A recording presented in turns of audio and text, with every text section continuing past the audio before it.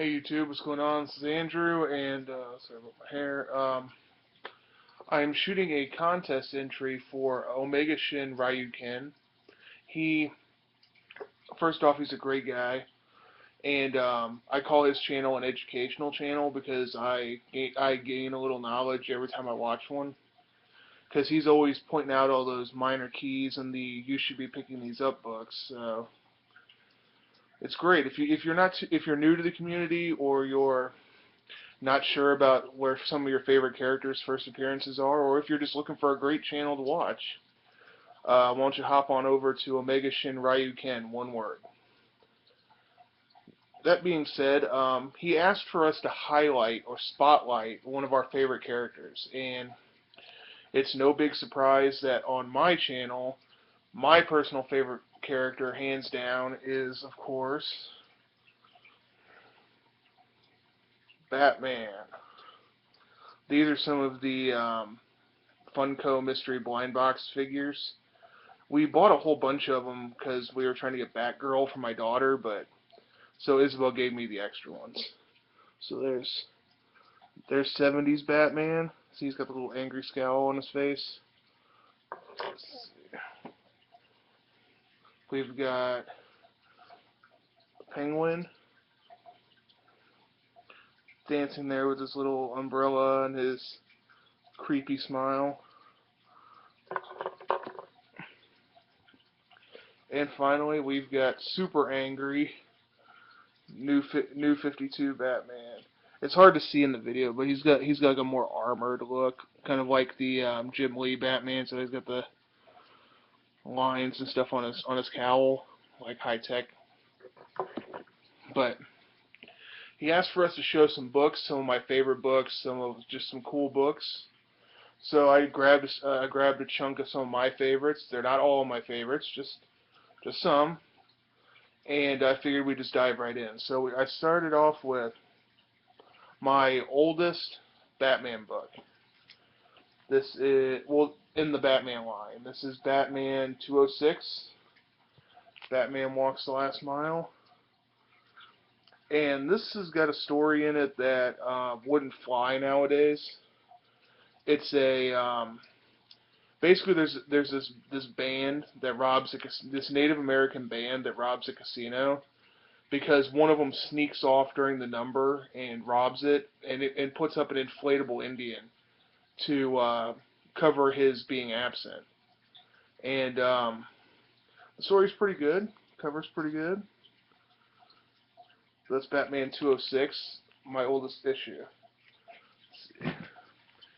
Next, this is a great story. It's well, I'll show you. It's Batman 301.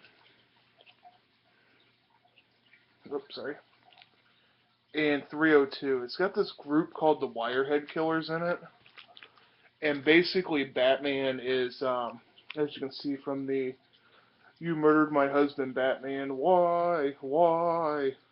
Basically, he takes he looks like he kills this guy so that he can, track down the real killers and all that. And there's a really great little change up thing where he's at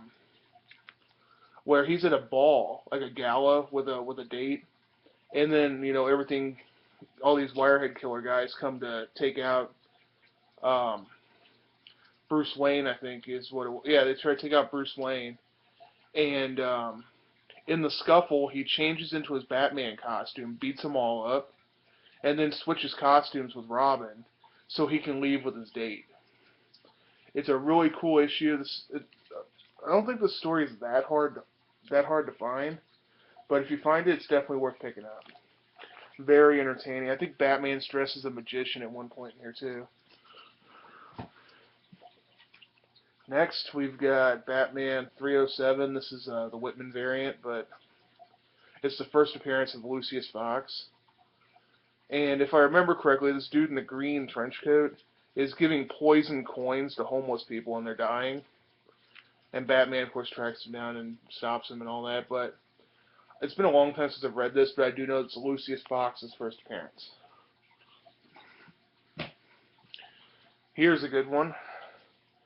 I love this cover. This is a great story. It's a funny story too, because basically it's called the Riddler's 1001 Clue Caper. Basically, he drops off this book at the police station that says it's going to give Batman a clue to his next crime. So Batman's back at the Batcave going, okay, we gotta find it. Clue's gotta be here somewhere, clue's gotta be here somewhere.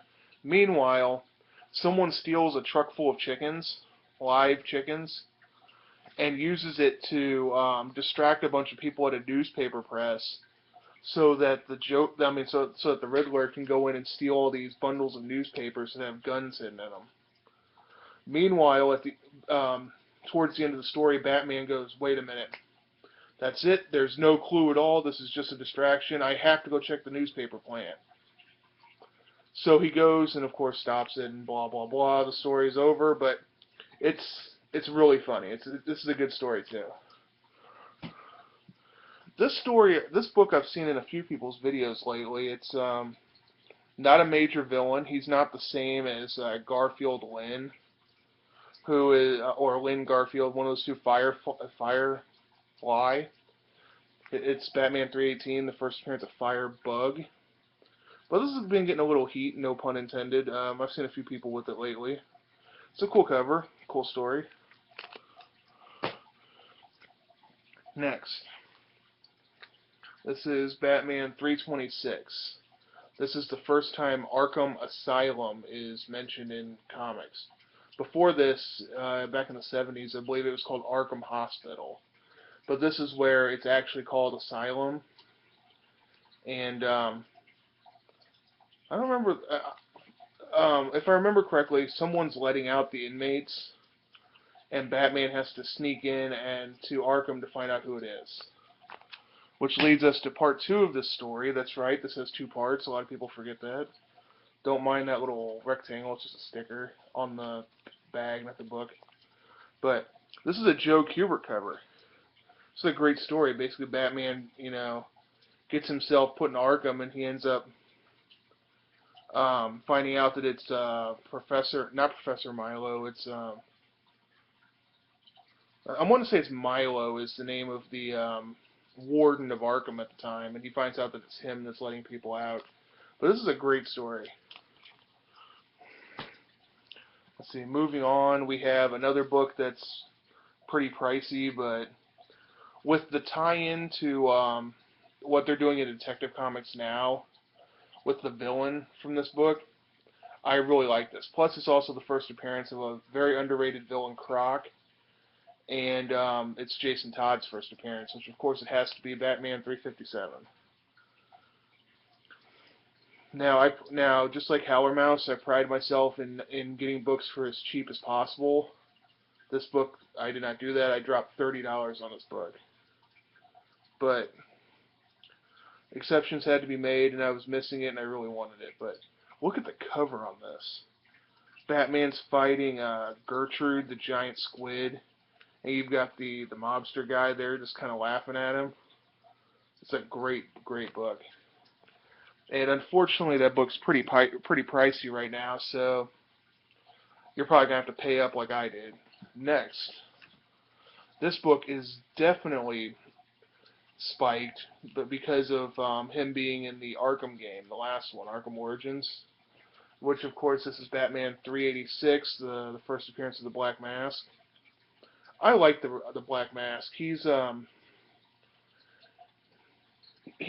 villain that's different, but if you've got to get this to read his origin story. Basically, as a kid, he gets bitten by a rabid raccoon, and he goes all, and he ends up inheriting his family's pharmaceutical company, and he creates this makeup that you put on your face that actually ends up like ripping your face off. So he ends up carving his mask out of his father's casket and gluing it to his face with his own failure. And it's pretty cool. This origin issue is really good. Plus it says, crazier than the Joker, deadlier than Ra's al Ghul, introducing a villain for the 80s, Black Mask. So, I mean, how many villains can say that they became villainous because they got bitten by a raccoon? Come on. Great book. Plus, come on, with the False Face Society, to become a member, you have to glue a mask to your face. So that's pretty crazy, right? I mean, I think I'd rather work for Roman Sionis than work for the Joker, but that's kind of like, do you want to lose your left or your right eye? You know what I mean? And then this is part 2 of that story. I can't see how Batman's ripping his mask off if it's still attached to his face. It's been a while since I've read this, but this issue's going up too. That issue before is hitting stupid amounts, like $100 from what I've seen. This is going for about 25, 30. So if you got a chance to pick them up cheap, do so. We're moving right along here to, hands down, my favorite Batman story ever, and that is Batman Year One. So we've got part 1 with the iconic cover here. So iconic that they've actually used this exact, scene in the new Gotham TV series commercial. You see it almost exactly frame by frame, wearing the same clothes, same poses, everything. It's a great, great story. A lot of people don't realize this is also the first appearance of Detective Flass and Commissioner Loeb. It's their first appearances in here. Here's part 2. Another great cover. Come on, only Batman can make an all-purple background look cool. Batman and Prince, I guess, but Prince did do the soundtrack for the original Batman movie, so I guess that went full circle. Let's see. Year 3, this is where he's in the building and all the SWAT team guys are attacking and stuff. This is a great part. I love that they used some of this for the Batman Begins movie. There's also a story in Batman Legends of the Dark Knight where one of the guys from this attack becomes a villain with like a flight suit or something. I don't remember which, but I know it's a tie-in from that. And then here's part 4, the black and white with Gordon. It's a great story. These aren't that pricey, guys, so pick these up. They're not pricey like Death in the Family is. You can get these for between $5 and $10 a piece in decent shape. Let's see. Now we're just moving on to some random stuff. Starting with my oldest Detective Comics issue, and it's Detective Comics 344. Now, you're probably wondering, why is there a piece missing from the cover? And the answer is, I don't know. A buddy of mine, a fellow YouTuber by the name of Comic Nostalgia, Aaron, sent me a bunch of books a while back, and this was in it. And I was ecstatic because normally I get all antsy about touching older books like this, but since it's missing a piece of the cover, and plus it was a gift from Aaron, so I'm not going to get rid of it anyway, but now I don't have to worry about putting on the white gloves to read it. Plus, not to mention, look at the fonts on this. Look at the green guy in the green. That's obviously Batman. I don't need his head to see that it's Batman. It's the older ones where everything fit in they had the white border around it. This book is great. Glad to be part of my collection. Let's see. Next, one of my favorite covers is Batman Black and White #2 with the Frank Miller Batman on it. Plus, this one's loaded with great stories in it. If you guys aren't familiar with the Black and White, basically it's a where they'll get a writer and a artist, or just a writer or just an artist, and they'll do like a 4 or 5 page little mini story, but they're all done in black and white. So it kind of puts everybody on the same playing field. So these are great, all of them. If you can find them, pick them up. They're great. Next, I'm throwing this one in here just for you, Tom. Hippies Collectibles. It's a giant size Batman Annual #7 from I think 1964. But I'm throwing this in there because it's got the first appearance of Batwoman in it. Not woman, Batgirl. It's got the first appearance of Ace the Bat-Hound. The first time there's a second Batman, and just for you, the first appearance of Batmite. That's right. This book's really cool. I got this super cheap somewhere, and it's it's got 3 reprints of characters, and albeit 2 of them aren't exactly mainstreamers, and most people hate Batmite, but they're books I'm never going to be able to obtain, so I can read them in this. Let's see. Moving right along. Batman doesn't just have to be gritty, you know, gritty stories where it's for adults. They've done several series that were great for kids. One of them they just ended, I think, earlier this year. It was called Batman Little Gotham. And I picked out a few of my favorites here. This is #1, where Batman takes Damian trick-or-treating, and then the Penguin is petitioning for turkeys on Thanksgiving. This one's really good. #3, this is the Valentine's Day issue, where the Joker decides he hates Valentine's Day, so he douses himself with what he thinks is a repellent from poison ivy, and it turns out to be a love pheromone. And all the women in Gotham are chasing him down, wanting to, do naughty things to him. But it's all, rated G. I think it says it. Yeah, rated E for everyone.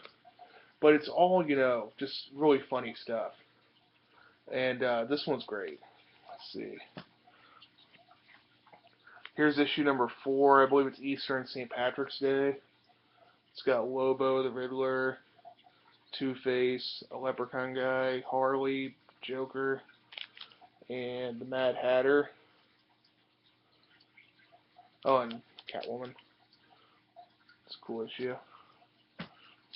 The Mr. Freeze ones are some of my favorite ones because, let's see, there's Mr. Freeze right there. This is the one where I believe he hijacks a school choir so that he can try to trap him in this giant snow globe. And in the end, he goes back to prison and the kids do Christmas carols for him. It's a good story. All of these are really good. So if you've got kids or you want something that's not gritty and, dark, read those. And I've got 2 more. This is the Mother's Day, Father's Day issue, #6. The Mother's Day one I don't really remember a whole lot about. I think it's just Damian talking about Talia. But the Father's Day one's hilarious because all of the Robins and Batman get together and they're going to try to cook Alfred dinner. And they ended up setting Wayne Manor on fire. And meanwhile, Barbara is going to take Gordon out to dinner. And they go to this like P.F. Chang style restaurant. It's overbooked. So they're told that they have to share a table with somebody. And they're like, okay, fine. And they go in and it's Roz and Talia. And of course, you can guess what happens there. There's shenanigans and hijinks and whatnot. And this story is really, really awesome. It's one of my favorites in the entire Little Gotham series. Is the Father's Day one. And finally, #9. This one, I just like the cover on it. I don't remember the story in this one, but the 2 stories in this one. But look at that cover. Down to our last couple of books here. Guess I'll show this one first. This is Batman 3D. This was put out in like the early 60s. It's basically an entire story that's done in 3D because that technology, I guess, was starting to become really popular. Unfortunately, I do not have the Bat 3D glasses. And this is in pretty bad shape. Like, there's a smudge in the ink right there, like in Robin's armpit.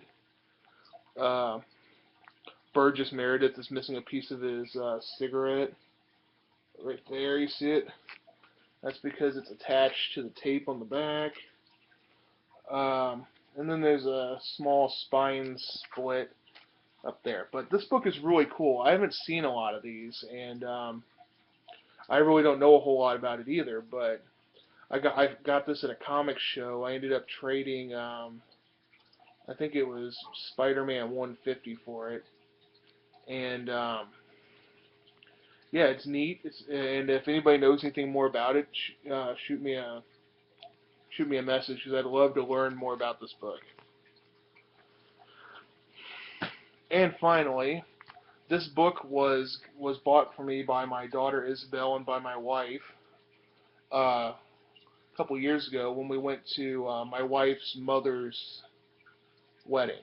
We went to Florida, and it was in February. They had a beach wedding, which was fine. It was cool. I don't get along with my mother-in-law. I know, a big shocker, a guy that doesn't get along with his mother-in-law. But so I really didn't want to go. You know, and my wife knew I really didn't want to go. So we found this shop in a strip mall in I think it was West Palm Beach, Florida, and it was in the corner of a strip mall. You go in, and I was like, okay, this is going to be a hole-in-the-wall store, so maybe I can pick up my weeklies that I'm going to miss. And we go in, and it was just like, oh, they had stuff all over the walls. Like, they had wall books literally covering every square inch of the walls in this place. They had manga, they had graphic novels. They had like a whole section of graphic novels. They had like probably 400 long boxes just lined up in this like giant section of the whole store. And they had toys, they had all kinds of stuff. They had an Action Comics #1. Of course, it was in a case, it was like this thick, but he actually let me hold it. I'm like, I'm going like this, I'm shaking. But so I was looking around. She knew that I was just, oogling over all these books, and so I told her I had to go use the can, and she, while I was in the can, she had the guy bring down one of these books. She paid for it, and then when we were getting ready to leave, um, she had it all set up to where the guy would go, okay, here's your other purchase, sir. And I love this book. I love this cover, and it's not in the greatest shape in the world, but you know what? I don't care. It's Batman #171. It's the first Silver Age appearance of the Riddler, but it's also the issue that they based the pilot episode of Batman 66 on. And oh my gosh, just I mentioned that only Batman can make a purple cover look cool. Only Batman and Robin can make a pink cover look cool. Plus, look at that. Look at the Riddler. The remarkable ruse of the Riddler. He's wearing that question mark jumpsuit with the purple belt and the domino mask. Oh, it's such a... This is my favorite book in my collection, hands down. It beats out all those other books that I've said that is my favorite, like Smokey the Bear. That book, it beats that out. It beats out it beats out my Alf pocket book. It beats out everything. This is hands down my favorite book. The Riddler is one of my favorite villains, and yeah. So hopefully that little slice of my collection is what you're looking for a spotlight on Batman. Any of those books are excellent books, so if you go and pick them up, don't be worried that they're going to be stinkers. They're all excellent. And as if you guys didn't know already, Batman is an awesome villain. I mean, he's an awesome hero. And it's my phone going off, sorry. Batman's awesome, and if you guys didn't know that already, go check him out. And as for Omegashinryuken, go check out his channel. He does awesome videos. He is definitely worth spending your time to watch. And no stinker videos there. They're all excellent videos. So, congratulations on the 500 plus subs, and yeah, looking forward to some more videos. See ya.